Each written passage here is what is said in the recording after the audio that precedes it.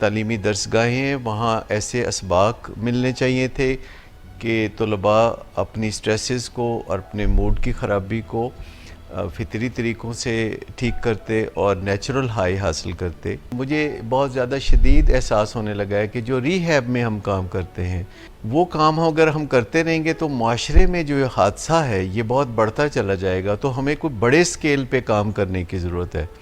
منشیات کے خلاف کام کرنے کے لیے جو بہت ہی بہترین جگہ ہے جہاں بہت ہی اچھے نتائج پیدا کیے جا سکتے ہیں وہ تعلیمی درسگاہیں.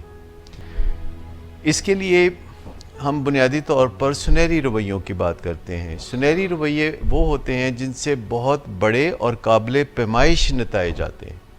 ایک وائٹل بیہیویئر تو یہ ہے کہ ان کا یورین سیمپل چیک ہونا چاہیے, پھر اس کے نتائج کے مطابق ان کی مدد ہونی چاہیے کہ وہ اگر ان کے سیمپل میں ڈرگ آتی ہے تو وہ کیسے انہیں مائل کیا جائے کہ وہ ڈرگ سے دور ہٹنا شروع ہو جائیں.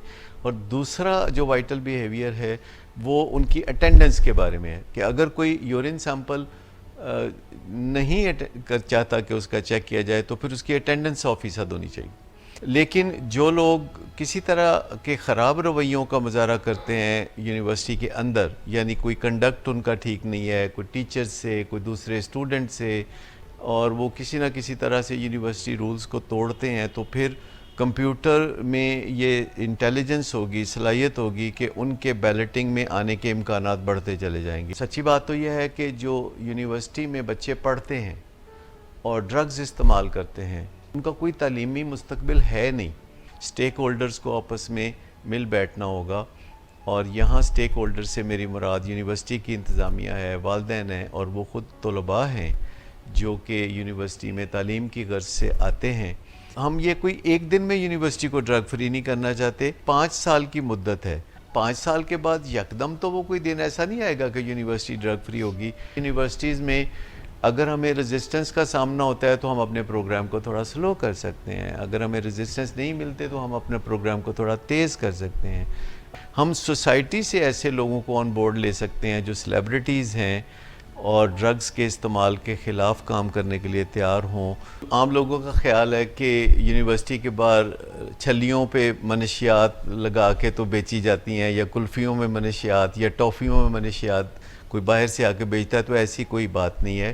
یونیورسٹی کے اندر so called honourable drug dealers ہوتے ہیں جو کہ اسٹوڈنٹ ہوتے ہیں.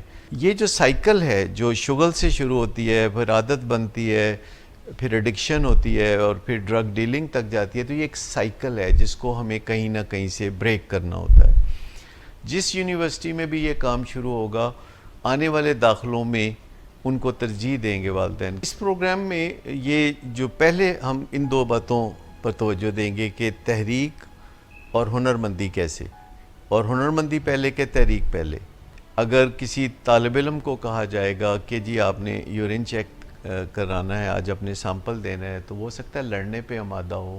آپ نے اسے پیغام دینا ہے اور اس نے کہنا ہے کہ آپ آج یورین دینا چاہیں تو آج دے دیں, 2 گھنٹے میں دینا چاہیں, پرسوں دینا چاہیں, 4 دن بعد دینا چاہیں. تو یہ ہے طریقہ کار جو آپ کے ہاتھ میں ہے کہ پھر وہ کلاس اٹینڈ نہیں کر سکتا. ٹھیک, اور کلاس بھی اگر وہ زبردستی اٹینڈ کرنا چاہے تو آپ زور زبردستی نہ کریں, پھر اس کو بیٹھنے دیں, لیکن اس کو یاد دہانی کرا دیں کہ آپ کلاس اٹینڈ نہیں کر سکتے, آپ کی اٹینڈنس مارک نہیں ہوگی. یہ بھی تو ہو سکتا ہے کہ اس کالج آنے ہی چھوڑ دے, اسکول آنے ہی چھوڑ دے. ہو سکتا ہے ایسا ہو, لیکن اس کا مطلب ہے کہ اس نے کلیئر لائن تو کم از کم اختیار کر لی کہ اس کو ڈرگز چاہیے یا اس کو تعلیم چاہیے. آپ نے کروشل کنورسیشن کرنی ہے, آپ نے لوگوں کی بےعزتیاں نہیں کرنی.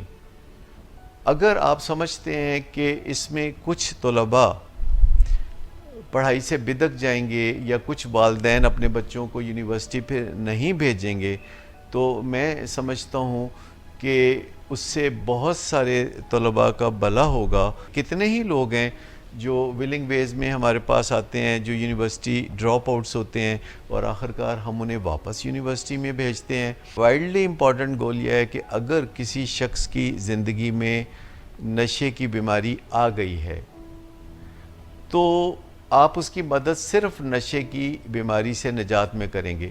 میں سمجھتا ہوں کہ نشہ کرنے سے جو تکلیفیں کسی کی زندگی میں ابھرتی ہیں ان تکلیفوں سے صرف وہی بندہ فائدہ اٹھا سکتا ہے، یعنی نشہ کرنے والا، اور گھر والوں کو یا پیار کرنے والوں کو وہ تکلیفیں اپنی جان پہ نہیں لینی چاہیے، کیونکہ وہ اس سے کوئی فائدہ نہیں اٹھا سکتے، وہ روگی ہو جاتے ہیں۔ سب سے پہلے بات، ہمیں اس ٹریپ سے نکلنا ہوگا کہ یہ کوئی کردار کی خرابی ہے، یہ ایک بیماری ہے، لوگوں کا موڈ خراب ہوتا ہے اور وہ کوئی ڈرگ یا الکوہل یوز کرتے ہیں۔